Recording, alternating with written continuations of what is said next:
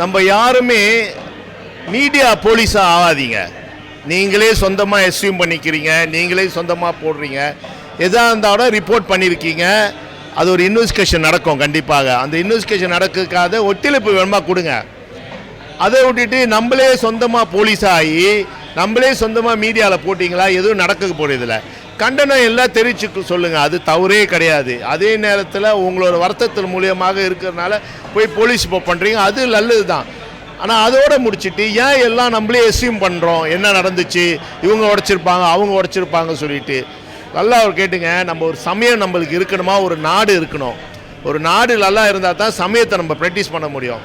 ஆனால் நீங்கள் செய்கிற இதில் பார்த்தாங்களா, எல்லாம் நம்மளே சொந்தமாக குறைகள் சொல்லிவிட்டு குற்றத்தை சொல்லிவிட்டு இருந்தீங்களா, நாளைக்கு எல்லா பிரச்சனை தான் வரும். அதனால் அரசாங்கம் மேலே ஒரு நம்பிக்கை வைங்க, அதாவது முக்கியமாக போலீஸ் மேலே ஒரு நம்பிக்கை வைங்க.